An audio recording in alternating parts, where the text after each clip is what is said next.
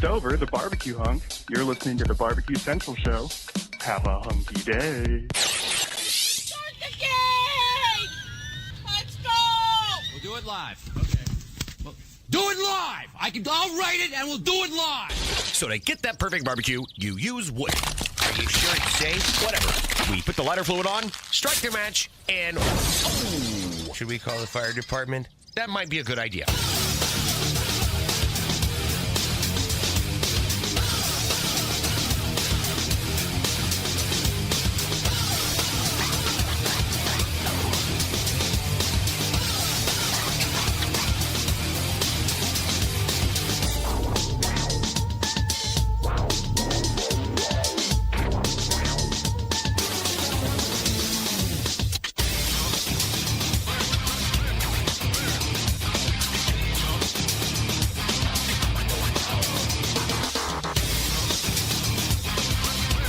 Good evening and welcome to the Really Big Barbecue Central Show. This is the show that talks about all things that are important to the world of barbecue and grilling.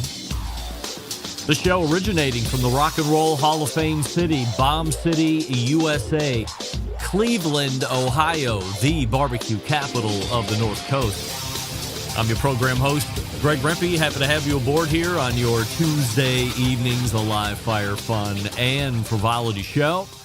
If you would like to get in contact with the show here this evening, or you would like to follow the show during off-show hours, here's how you do all that.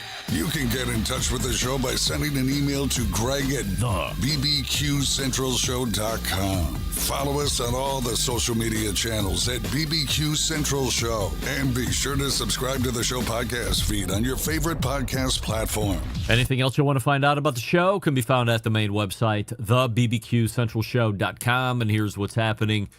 In case you can get the newsletter, and gang, I am here to tell you with 100% assurity, it's been a day. I don't know how many ways to say it. It's been a day at work. It's been a day for the show. It's been a day.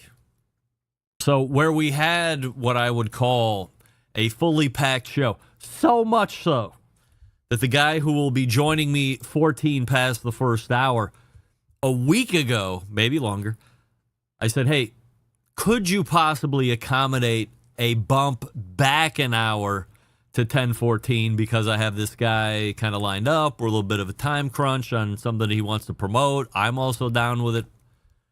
He was more than accommodating. And then earlier today, I'm thumbing it out. Any chance you want to bump back? Of course. Actually works better for me. I mean, when doesn't earlier work better for most people, especially after 9 o'clock in the evening, said the old guy. And it's, of course, our quarterly cigar expert from the Cigar Authority podcast and the Barbecue Central Show's official cigar expert, Mr. J. He's joining us 14 past the first hour.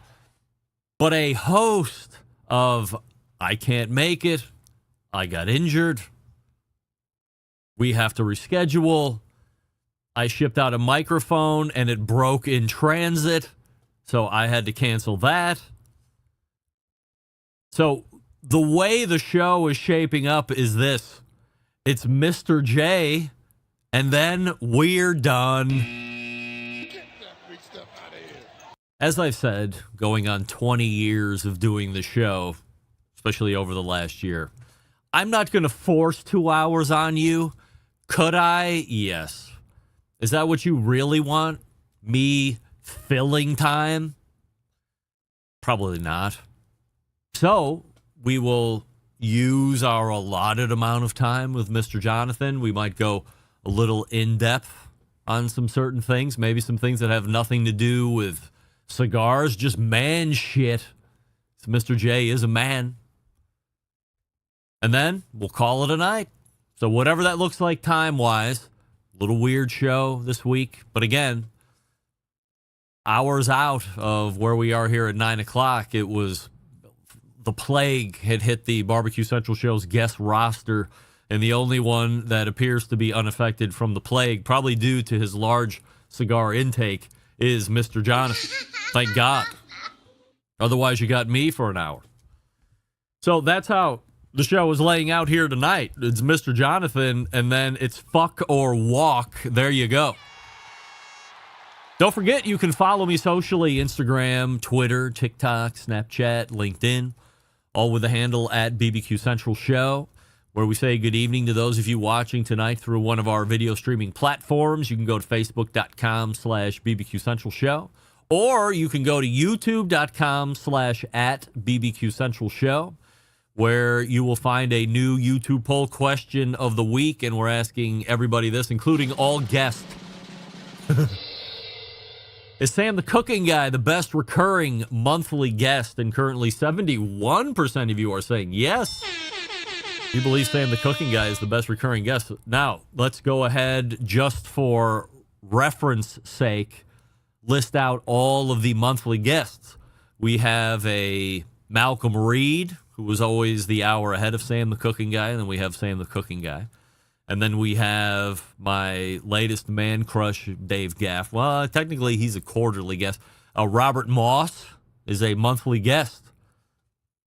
We also have Wes Wright from cookoutnews.com, a monthly guest. And then, of course, we have the embedded correspondents. So if I look at where the voting tally is now, we're still pretty early. We have another 20-plus so votes to give us the little vacuum or microcosm of what the listenership might think one way or the other on the YouTube poll question of the week. But there's a lot of other monthly guests there that are really good, and not the least of which, and which is where we're starting tonight, is the embedded correspondence. By the way, not to rush off of it, results of the poll question from last week. Would you care if this show went to podcast only and no live component? We ended with 68% of you saying yes, we would care. We like the live component. Hence me being here. Live component right here. Suffering through guests dropping off like, I want to say the Hindenburg, but I mean, that's probably not right. Anyway, we start here this evening, and a lot of you were actually weighing in on the guest who is in the YouTube poll question of the week, saying, Greg, when is the Sam the Cooking Guy and the Barbecue Central Show podcast coming? And, you know, my answer is this. Really, if you've been listening to this show for the last number of years, I could go through and pull out each Sam the Cooking Guy segment and list it as a completely different show. There's a 50-50 chance that somebody tuning in might not even realize that we're having a monthly conversation on this show. It could be because I have my agenda that I want to run with Sam, and then we have what actually happens when the show actually happens. Most of the time, they are passing like ships in the night. I think that's the second week in a row I've used that phrase. Very rarely do I get through 30% of what my agenda looks like. Always, you know, what should we have for dinner tomorrow night? Some kind of lead-in question, but not even lead-in all the time. So, oh, look who's here tonight. He's here. He's gone for a while. It's the Kinger, the barbecue show is in. Your grind is next level. Kinger, your fandom is next level. Remember, Kinger is the guy who brought you Booze Teen, which was a boozy poutine. He made poutine. Of course, we know King is a proud Canadian, or should I say Canadian? And he, poutine created in the Canadian. But we did it with vodka. I forget exactly where the setup was on that, but I threw down the gauntlet and I said, hey, will you do Booze Teen? And he made Booze Teen. And I believe in the final analysis, Kinger thought it was actually pretty good. Booze and all. I mean, what's not to like? So, a lot of you commenting on Sam. However, a lot of you commenting on Rusty and Doug showing up last week to fulfill their obligations that they missed from 2 weeks ago. on the embedded or on the 100% assurity questions for the July month of embedded correspondence. A lot of you really digging the answers, the witty repartee that Rusty and Doug and I shared just between the three of us.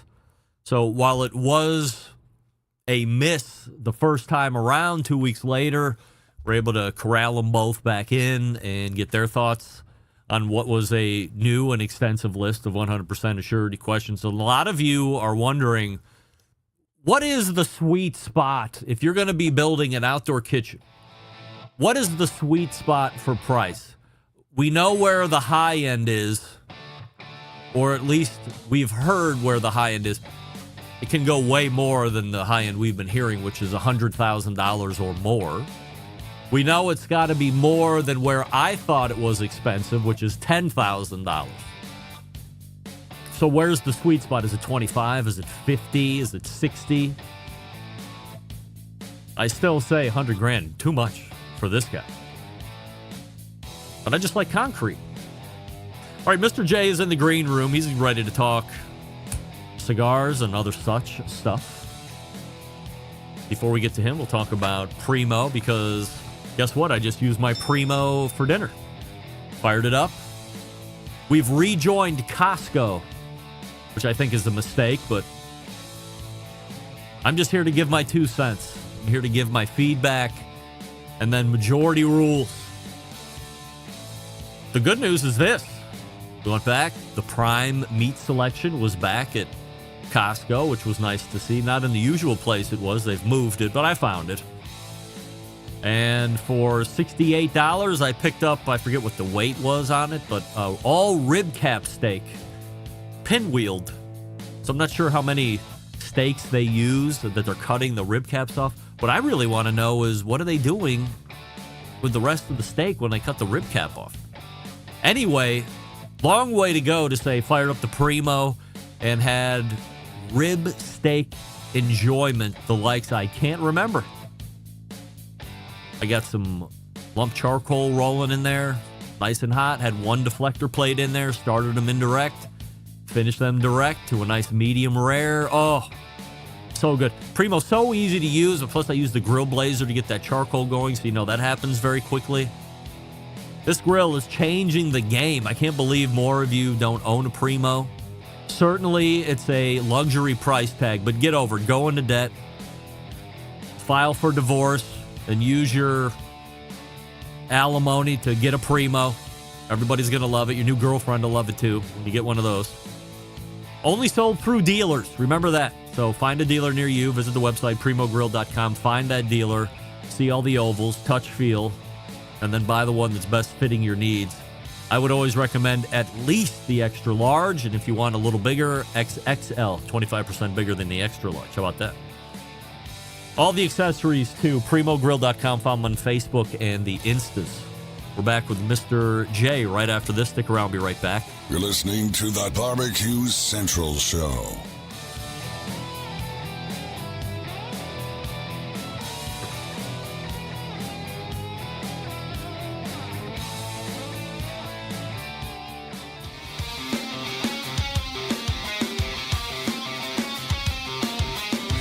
Broadcasting live from the BBQ Central Show studios in Cleveland, Ohio. You're listening to the BBQ Central Show. Once again, here's your host, Greg Rempe.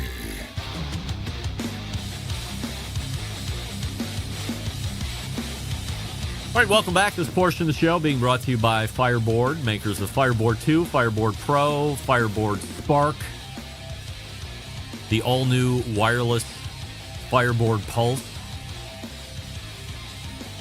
When you use the Fireboard app, you can have total access to all devices anywhere in the world. Find out more by visiting fireboard.com. Call 816-945-2232. Jeff Richards is in the YouTube chat. Greetings, Jeffrey.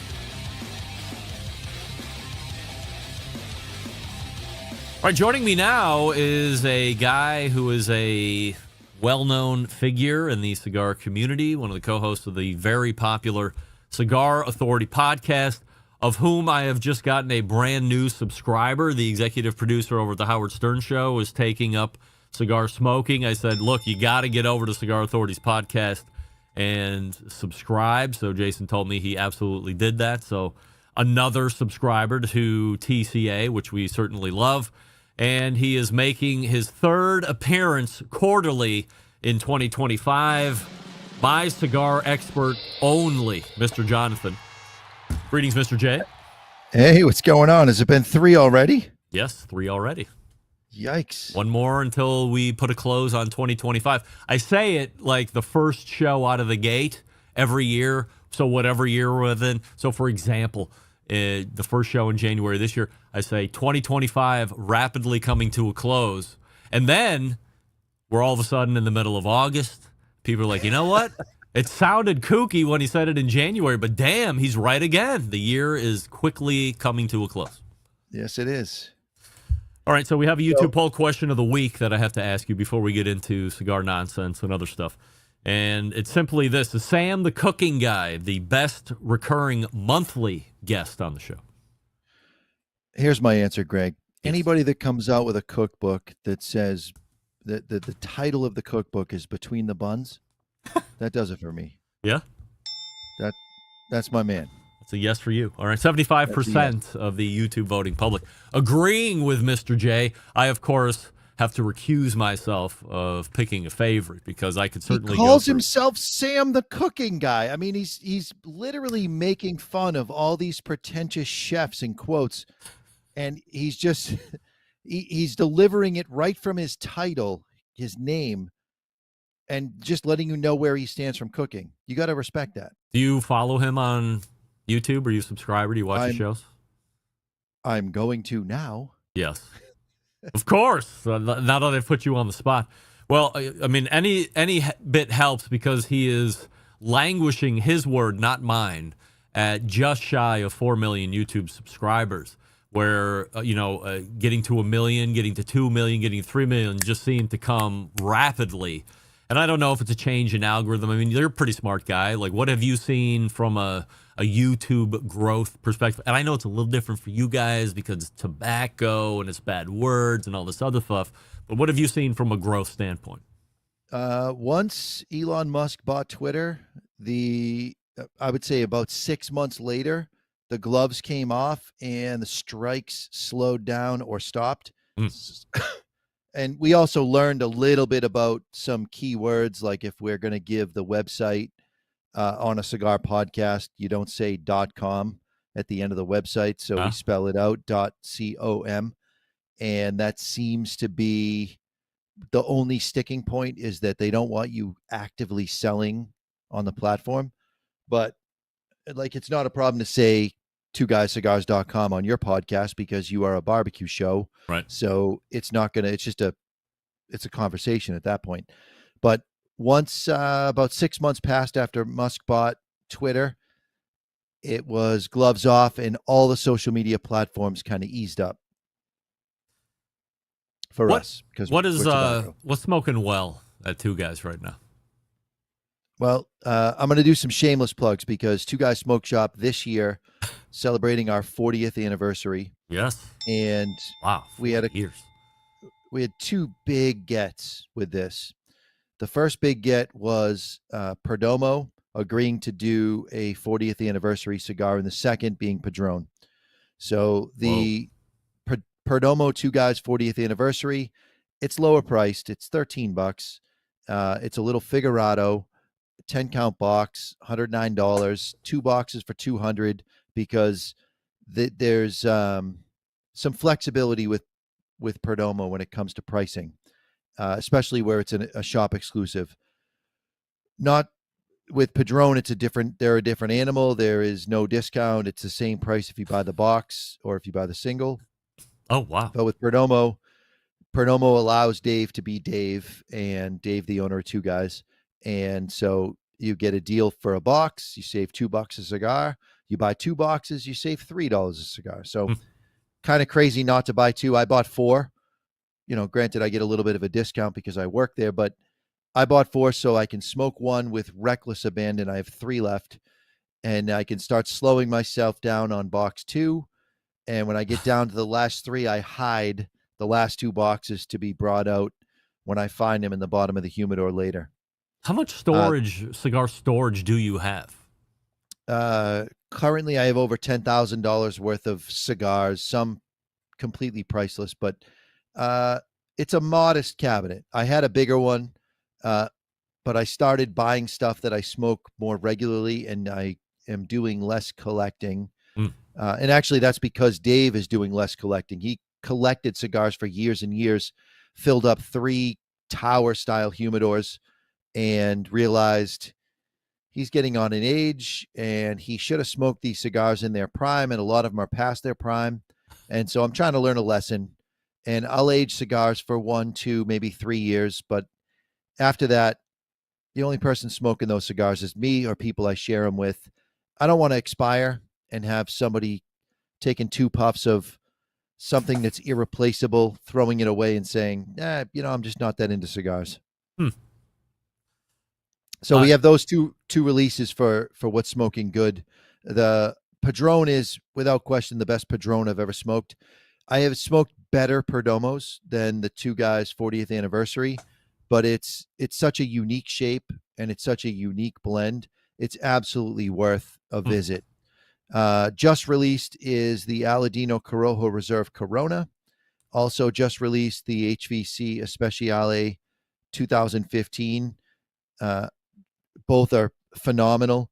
McAuliffe Black Firecracker sold out, but great.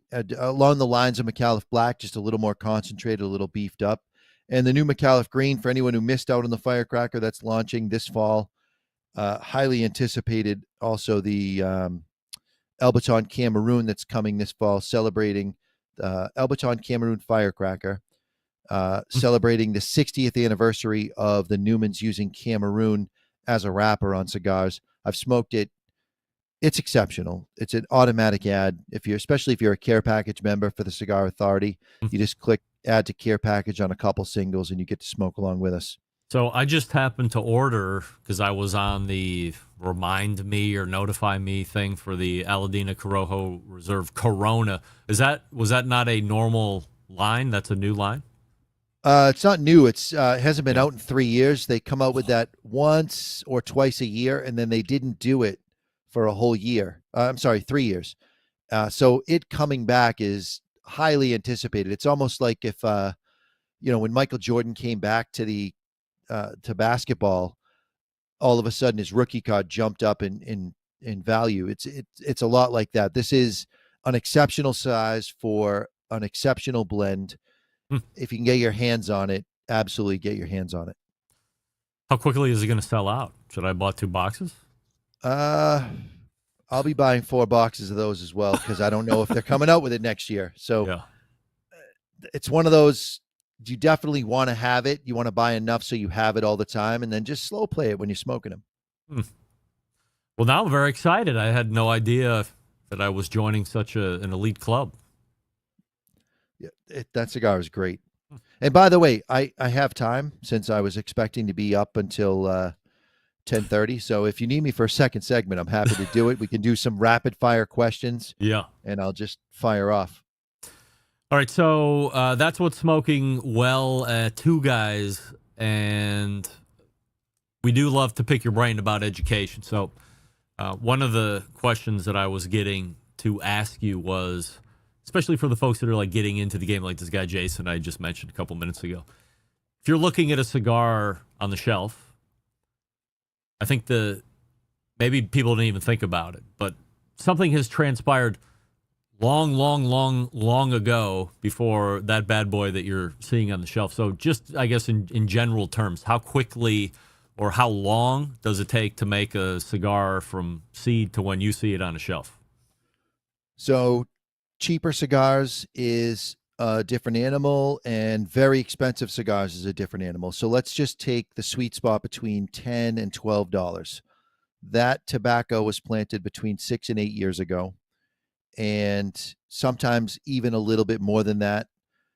Manufacturers that grow tobacco can sit on tobacco for 10 plus years without even knowing what to do with it. And they'll come out with this new blend, and they've had this exceptional tobacco that they didn't know what to do with, and it takes them a while with the tobacco just on ice in bales, just kind of sitting in perfect humidity, aging, while they figure out what to do with it. Like Perdomo's Legacy, that was planted 13 years ago, and Nick didn't know what to do with these beautiful wrappers that he was trying to grow shade tobacco. He was trying to grow light.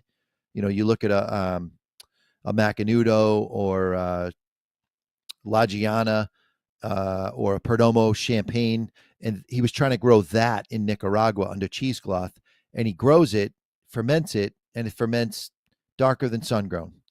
He doesn't know what to do with it. It's not something he can use on a regular blend, because if the blend changes dramatically, you lose smokers. So he puts it on ice, it's baled up, and he continues to grow the crop because he sees it's exceptional. And it takes his son looking to pay homage to his dad, and comes up with a blend featuring that in all three of the wrappers that they feature, which is shade, sun-grown, which they're calling Nicaraguan shade-grown, but let's call it the sun-grown, and then Maduro. So it's the binder in the shade-grown, the shade style. Then you have sun-grown or shade-grown, and then it's the binder in the Maduro. So you get the cigar has to be blended. That can take 2 years. And then the cigar gets rolled for regular production. And then it gets aged for at least 3 months. And in a lot of cases, you're looking for 6 months. So by the time we get it, that tobacco was planted 6 to 8 years ago. Wow. And this whole process happens. And then people bitch, well, it's $12. I can get a cigar for $5 over there. And you're like, all right, well, that's 2-year-old tobacco, and it was rolled and shipped in 30 days. And it's got a high ammonia content. It stings the back of your throat. But if you got a leather tongue and, I don't know, you're an alcoholic and that's all you're doing is drinking cheap bourbon and smoking cheap cigars, there's a place for it. I'm not going to knock anybody, but if you're looking for a premium cigar experience, you want to be spending between $10 and $12 for a premium cigar, and the manufacturer will do you right by putting the age on the tobacco and putting the age on the rolled cigar.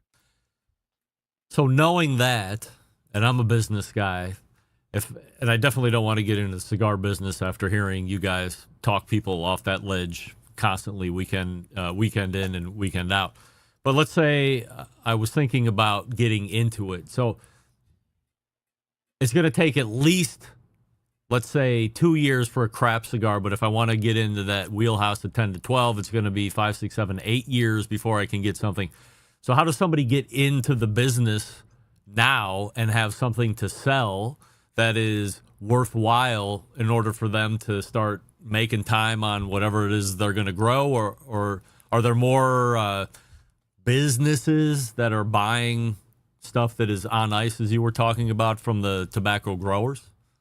So you got companies like Plasencia and Aganorsa that grow tobacco, but they also make cigars for other people as well as making cigars for themselves.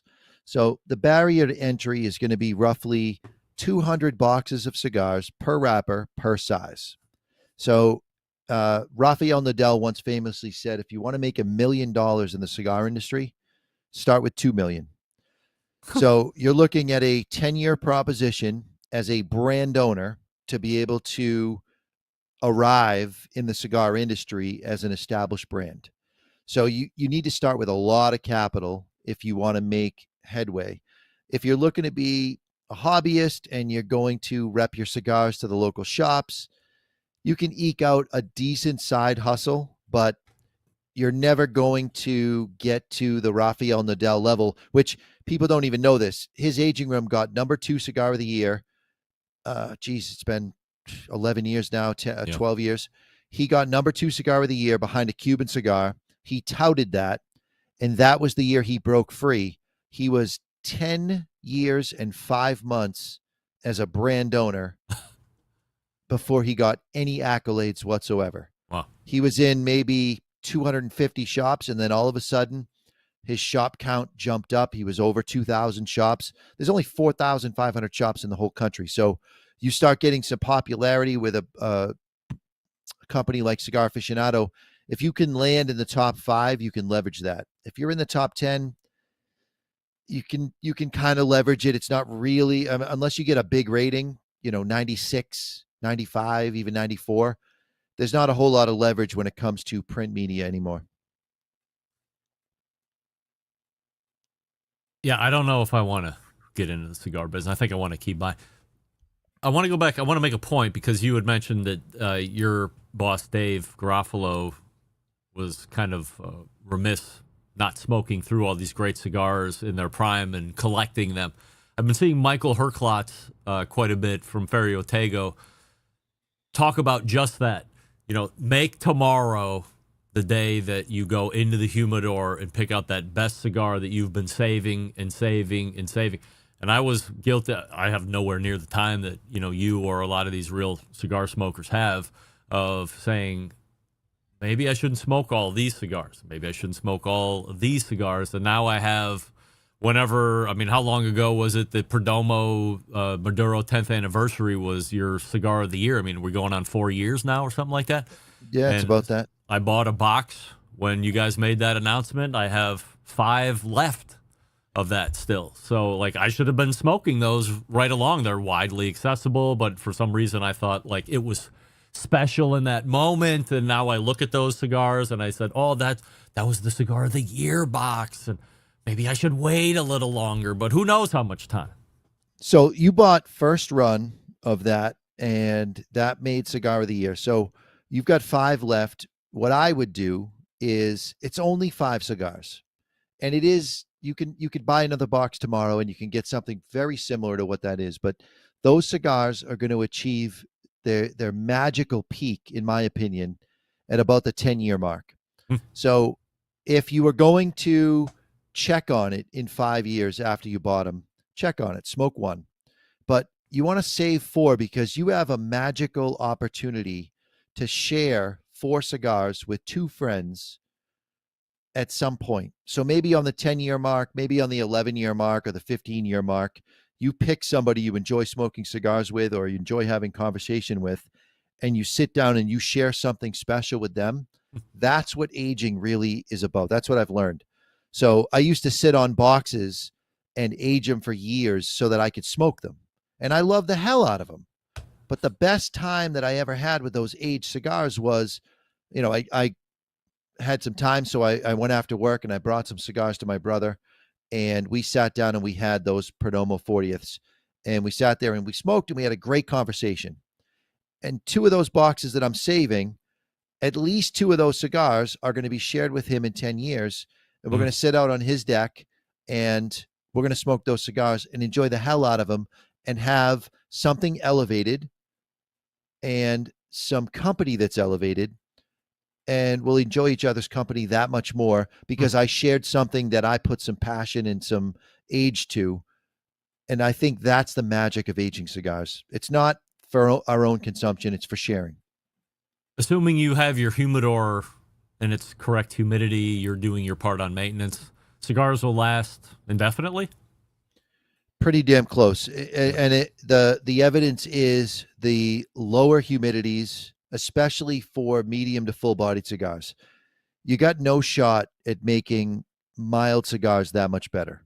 But when you have some Ligero in there, you've got a little bit of texture to the tobacco. You can remove a lot more of the undesirables because there are more undesirables in thicker textured tobaccos, ammonia, nitrates, and so forth. So you can remove those over time, and those cigars will get much, much, much better, and they won't age out as they would in higher humidity. So 70 is what the industry standard, and I'm putting that in quotes because those are set by companies that manufacture humidification devices that are passive, meaning they stop evaporating at 69% or 70%. So those companies propagated this myth that 70 degrees and 70% humidity was ideal because that's where their humidification shut off. If you're going to be a serious collector or a serious cigar smoker and you're going to have a variety of cigars in your humidor and you're beyond the mild smokes, you're at medium plus, full-bodied, you want to be in the lower register of 60. And to put that in perspective, I told you I have over $10,000 worth of cigars in my humidor. Some of the cigars are irreplaceable. I will never smoke them. I just look at them once in a while. Those cigars are held between 58 and 60% humidity. In fact, my house is at 62% right now.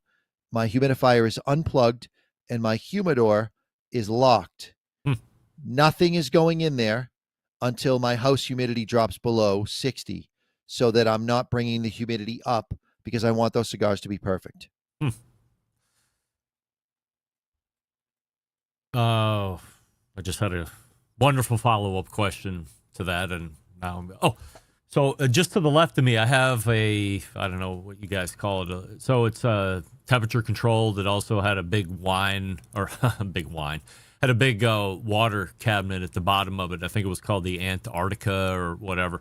Made a big run for like a month or two on online retailing. A lot of people talked about it. Tim over at Cigars Daily did a review on it. I somehow finagled one for free as well, and I did a review for YouTube. So it worked great until it didn't work great. There was, I would fill the reservoir up with the distilled water, and then inevitably, let's say 3 or 4 days into a new refill, condensation bottom left corner, like a lot. It was dripping out of the humidor itself. And that started pissing me off. And then I'm like, well, what am I going to do? So I unplugged everything. Then I unplugged the water chest, took it all out, and I bought one of those Cigar Oasis humidors. And they make them specifically, they make a specific one for the wineadors or whatever you want to call it, where you have the temperature. And I set it for 60% humidity after I filled it up with the water. And it worked really good in the beginning, but then I noticed it had a hard time keeping any more than, let's say, 55%. It was right there, mid-50s, which is probably a little low. And I had the heat on still, or the cooling, so the fans would cycle. And then I said, you know what? Fuck this. I unplugged everything, kept the Cigar Oasis going, and had it set at 60 degrees. And now the thing is just, it never moves. It's 70 degrees in there, probably because it's in the basement. And humidity is 62, 63%. I mean, I'm sure that fan rarely kicks on because it doesn't drop. So if I was... Very simple explanation. This is the thing about those wineadors that is the problem. When you lower temperature, you raise humidity. And so those Cigar Oases work on a baffle. So when the fan goes on, it's a weighted baffle. The air pressure inside the unit lifts the baffle. It allows moisture-laden air to come out. And then when it reaches the desired humidity, the fan shuts off and the weighted baffle closes. So you really should put a little distilled vinegar about once a quarter, if not twice a year. Absolute minimum twice a year. A cap full of distilled vinegar. It won't do anything bad to the cigars. Vinegar is used in pre-industry all the time, but that will take the pH to a point where you can't grow mold inside the Cigar Oasis, because mold is the killer. So when you're putting 60% humidity in an airspace and the humidifier kicks on and drops the temperature down, the humidity is going to go up. So that's why you were experiencing 70% or maybe even higher sometimes, and without even realizing. By shutting it off, you actually did the best thing you could do, because your basement's not going to get much higher than 70. And if the temperature goes up above 70, the humidity is going to go down, making mold virtually impossible outside of the Cigar Oasis. And there's why the vinegar. So by having everything off, you don't have a refrigerated unit artificially raising your humidity by lowering the temperature. So you absolutely instinctively did the right thing. And I would probably not even run it unless you're in a place like Arizona where it's morbidly dry. Then you can afford to have slight humidity spikes, and all you'd have to do is open it to get a cigar, and the air in your house is going to suck the extra moisture out. Close it, and you're back to square one, and you're back to good. In any place where the humidity gets above 60%, you just don't want that refrigerated unit running unless you have to. Dead of winter, sure. But short of that, I don't see a use for the refrigerated units. So am I putting vinegar like just in like a Dixie cup and setting it inside and letting it do its own? No, Or am no. I putting it in the cigar In Oasis? the Oasis. In the Oasis, because you want to change the pH of the water in there to kill any microbes. And just and how much am I putting in? Maybe a capful. If it's a smaller unit, a quarter of a capful would do it. All right, and no bitey aftertaste or anything like that going on the cigars. You won't even notice it in the cigars. In fact, I would say 75% of the cigars that you smoke without even knowing it have some sort of citric or acetic acid used in pre-industry, especially if you're smoking from Nicaragua. Nicaragua has citrus trees growing everywhere, almost like weeds. And that's what they use to speed up the tobacco process. I don't care what anybody says. They're all doing it because time is money. And if you can change the pH of the water you're using on the tobacco, you can accelerate the heating. And heating is everything. They're trying to bring those polones up to between 106 Fahrenheit and 136 Fahrenheit. And then they turn them over and turn them over and turn them over until it stops heating up. So if you can do that faster, instead of it taking 3 years, you can do it in 16 months. Why wouldn't you? So you don't have to panic about the vinegar. It's going to do nothing. All right, so that's good to know, and I'm going to do that immediately tomorrow. So I don't have. I never even thought that mold would grow in there, but holy crap! If you open it up luck. and it smells like a basement, you're in a little bit of trouble. So you want to just be ahead of that.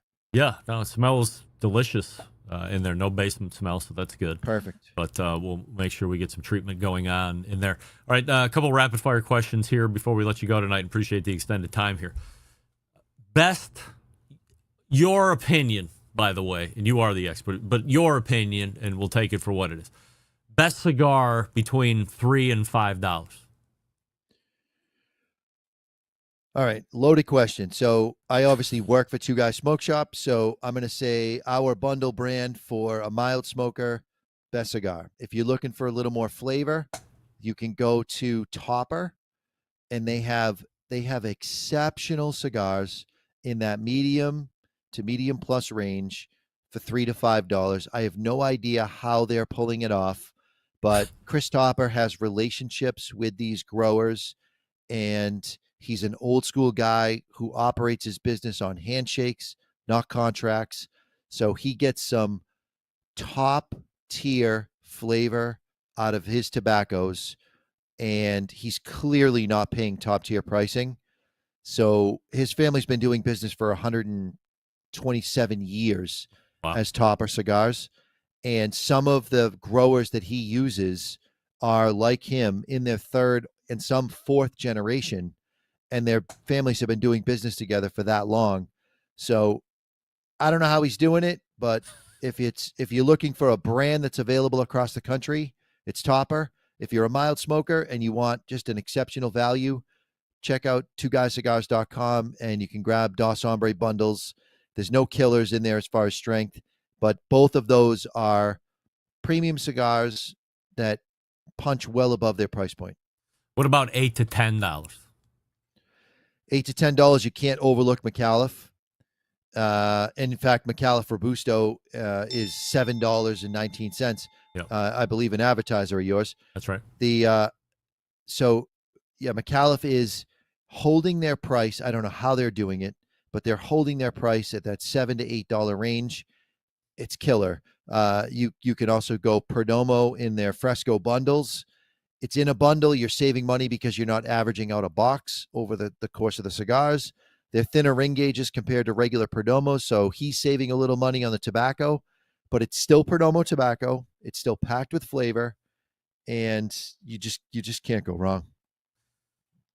$10 to $15, a bigger swing here, and I assume more choices. Yeah, you've got the folks at Aladino.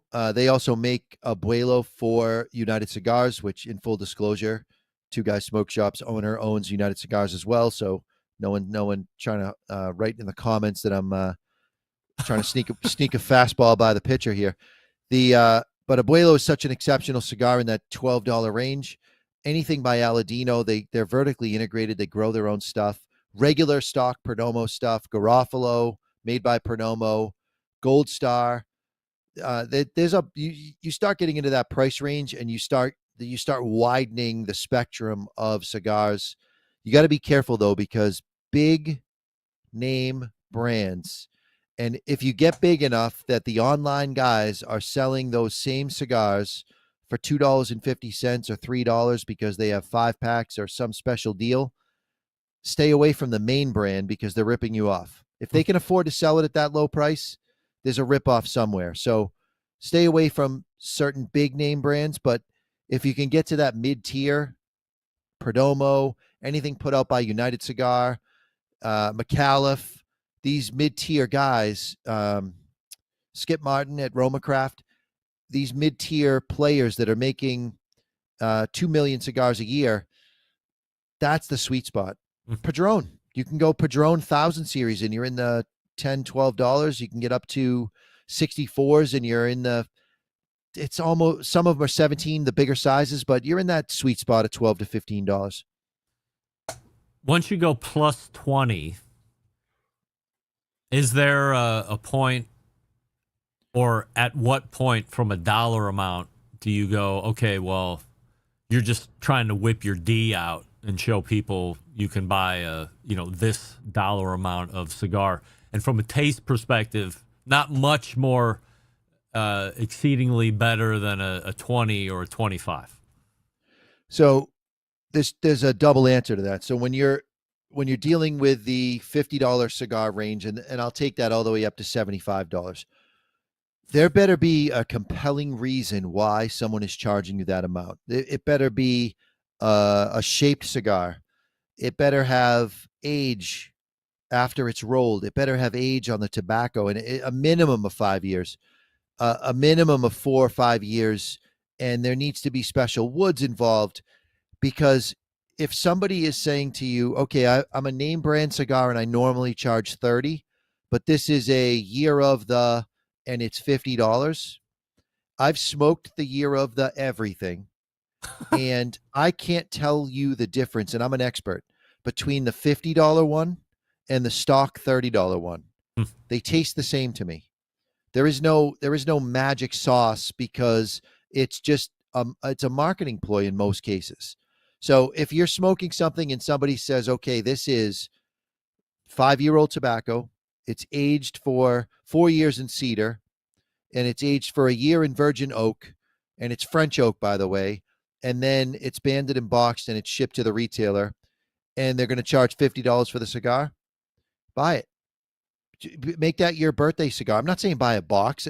Most people aren't rolling that deep, but buy it and have that be your special occasion, and do yourself a favor. Don't drink anything with it. Have a little sparkling water and just enjoy the shit out of that cigar, because it's going to be exceptional. If you're looking to impress somebody, absolutely go buy the big name brand, spend $50. People will know what you paid for it, and, swing your big D around and do your thing. But if you are looking for exceptional flavor and an experience, buy something that's so good that if you drank something with it, and I don't care what it is, if you drank bourbon, if you drank coffee, if you had some wine, whatever the experience is that you're trying to build, if that is going to take away from the experience, you have the right cigar. You want a cigar that's going to stand up on its own and give you an hour, hour and a half, 2 hours of just flavor and life complexion. Even if you're just contemplating the lint in your belly button, it's better than nothing. One last question that I meant to ask a little bit ago. We were talking about my humidor. What about desktop humidors? Is there a brand to look at? Are there ways they are made to either steer to or steer away from? Yeah, so regular inexpensive desktop humidors, and I'm talking from $250 and under, all have straight miter cuts on the corner. So just 45-degree miters. They're thin. They're typically made from some sort of MDF with a cedar veneer. And that veneer is held on with a water-based glue. And these morons that make the humidors, and I say morons because the information is out there.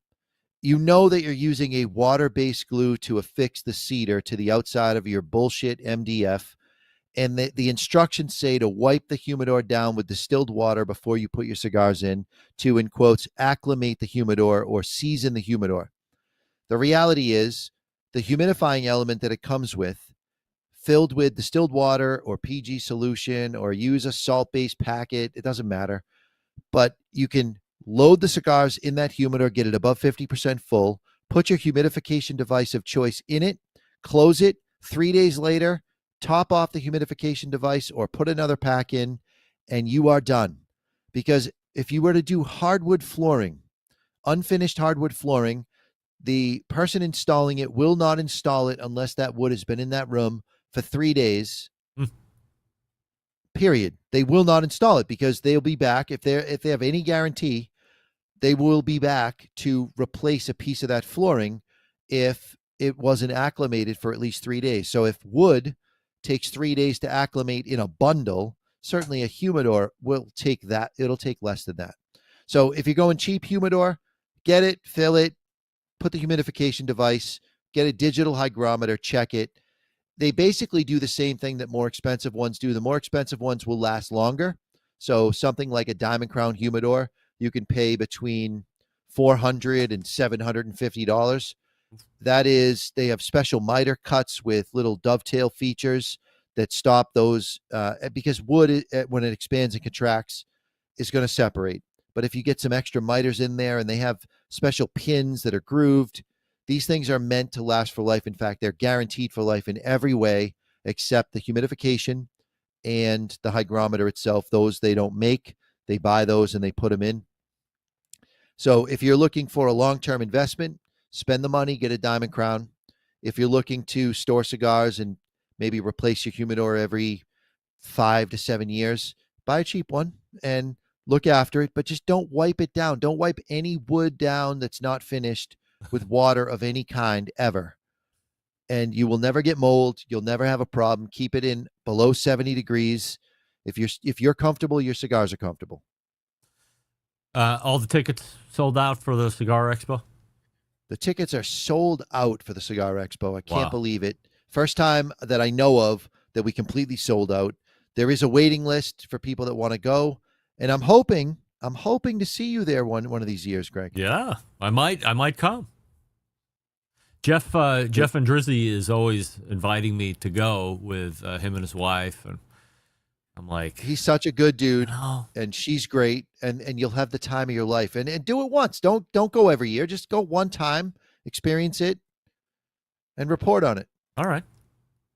I don't not see it happening. How about that? I think I would have a GOT, a gay old time. All right. Yeah, absolutely. So, all right. Look, we have the cigar expert with us here tonight. It's Mr. Jonathan from the Cigar Authority podcast.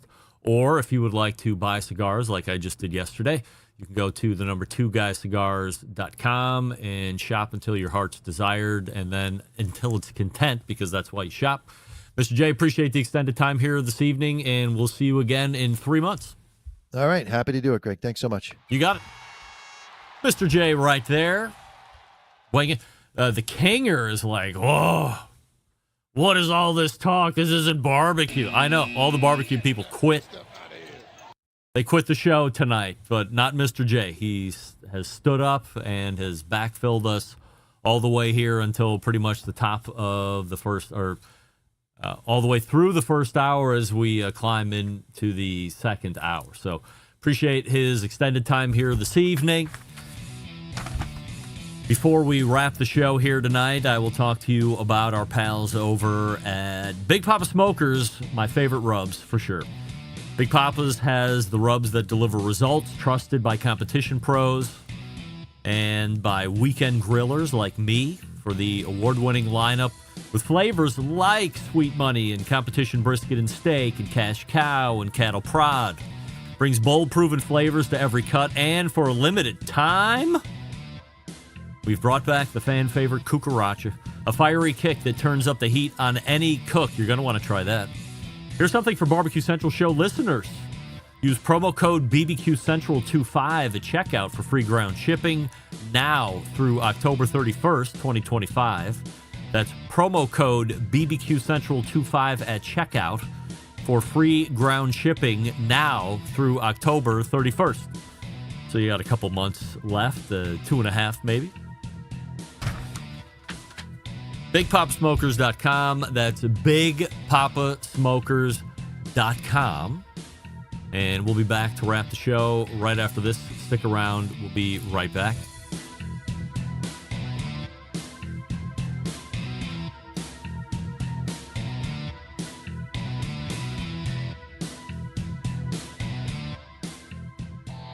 Howard Stern, Jim Rome, Dan Patrick, and Greg Rempe. The Mountain Rushmore of talk show entertainment.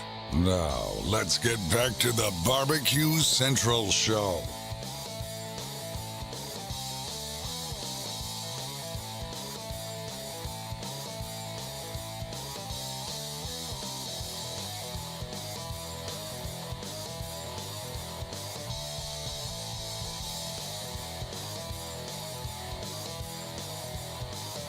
All right, welcome back. This portion of the show, ironically enough, being brought to you by McAuliffe Cigars. Step into the world of McAuliffe Cigars, where each blend is a chapter in a grand tale of craftsmanship and passion.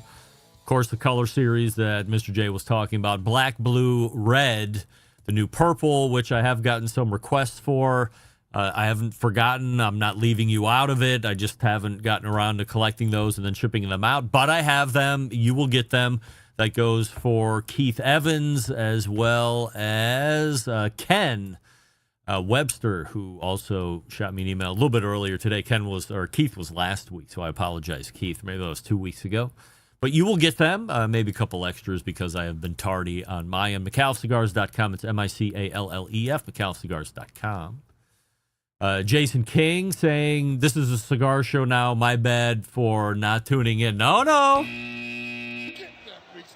Once a quarter, we will talk with the esteemed Mr. J, just to make sure that we have all the updated news and happenings in the cigar world, because, as you well know, big fan of cigars, love trying them out. Had a great interview with Amanda McAuliffe a couple weeks ago, so very excited to continue my hobby of cigar smoking. And the other thing that we've learned over time, of course, maybe you're one of them, Jason, is that a lot of folks that are into barbecue also happen to like a premium cigar every now and again. Maybe they're not regular smokers, but they go to barbecue competitions. I know Rashid Phillips is a big cigar smoker. So, hey, if you're into it, well, I would say if you're into it, let me know and I'll send you some. But you're in Canada. That becomes weird from a shipping standpoint, I believe. But, hey. These are the worlds that we live in these days. All right, that's going to do it here. All the way back last segment, it was Mr. J from the Cigar Authorities podcast. And Two Guys Smoke Shop, one of my favorite online retailers of premium cigars. We do have a great show planned for you next week. We'll just hope that everybody's going to make it. West Wright will be around, plenty of others. We do have a Jack Arnold reset in 2 weeks from now, about 4 days before his big Veterans Appreciation event. We missed a Robert Moss tonight. He is hurt and on the shelf, but hopefully he'll be back in September. Plus, we have the impending Grill Fest coming up at Hartville in Hartville, Ohio, at Hartville Hardware. That's going to be something else. I can sit here and confirm that if you're going to be at the Grill Fest that I continually host, Mike Lang will be there, BBQ will be there, and Rashid Phillips will be there. Can you believe it?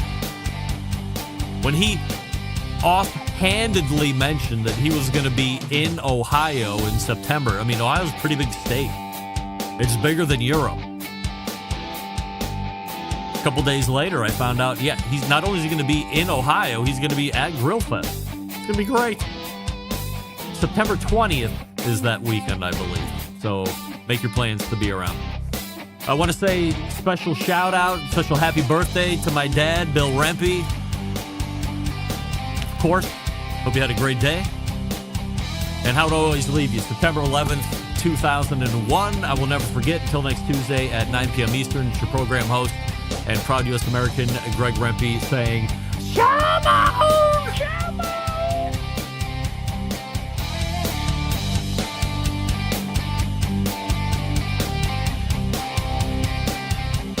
This is Dion Blumenrader with Big Hog One Sauce, and you're listening to the best show on all things barbecue with my man, Greg Rempe.